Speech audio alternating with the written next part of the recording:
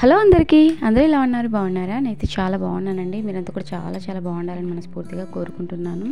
అయితే ఫ్రెండ్స్, ఈరోజు నేను కొత్త చీపురు చాలా ఈజీగా ఎలా శుభ్రం చేసుకోవాలో చూపించబోతున్నానండి. మనం కొత్త చీపురుని తీసుకురావగానే ఫస్ట్ దానికి ఉన్న పొట్టు దులిపి శుభ్రం చేసుకుంటూ ఉంటాం. అయితే దువ్వెనతో 2 నిమిషాల్లో చీపురుకున్నటువంటి ధూళి మొత్తాన్ని మనం శుభ్రం చేసుకోవచ్చండి.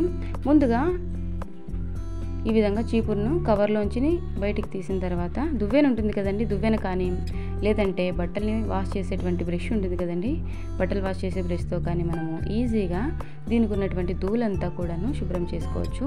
ఈ విధంగా దువ్వెనకు పెద్ద పండ్లు ఉంటాయి కదండి, ఆ సైడ్ ఈ విధంగా దువ్వేసేయటమే. ఏవైనా చిన్న పుల్లలు, విరిగిపోయిన పుల్లలు ఉన్నా కూడా ఇప్పుడే అన్నీ వచ్చేస్తాయండి. చాలా సింపుల్గా ఈ విధంగా మనము చీపురుకున్నటువంటి డస్ట్ అంతా కూడాను రిమూవ్ చేసేసుకోవచ్చు.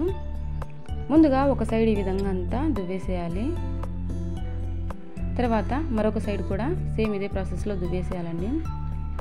ఎక్కువగా నలిపి విదిలించి శ్రమపడి దీనికి ఉన్న ధూళంతా మనము శుభ్రం చేసుకోకుండా ఒక చోట కూర్చొని అంతా కూడా ఈ విధంగా ఇటుపక్క అటుపక్క ఈ విధంగా మధ్యలోనే ఎక్కువగా ధూళి ఉంటుందండి. మధ్యలో ఈ విధంగా కూడా బాగా అంతా దువ్వేసి ఈ విధంగా ఇటుపక్క అటుపక్క ఒక 2 నిమిషాల పాటు దువ్వేసామంటే చీపురుకున్నటువంటి ధూళంతా కూడా చూస్తున్నారు కదండి ఎంత బాగా రాలిపోతుందో. ఎక్కువ సమయం కూడా పట్టదండి, మనం ఇమ్మీడియట్గా ఈ చీపురుని యూజ్ చేసుకోవచ్చు.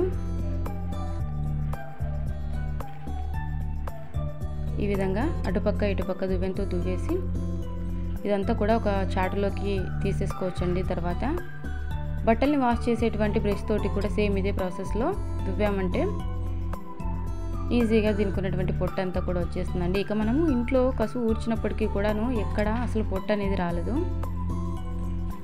నేనైతే ఈ టిప్ని ఫాలో అవుతానండి. మీరు ఎలాంటి టిప్స్ ఫాలో అవుతారు ఈ చీపురుకున్నటువంటి డస్ట్ని రిమూవ్ చేయడానికి అనేది కమెంట్ చేయండి. Thank you for watching.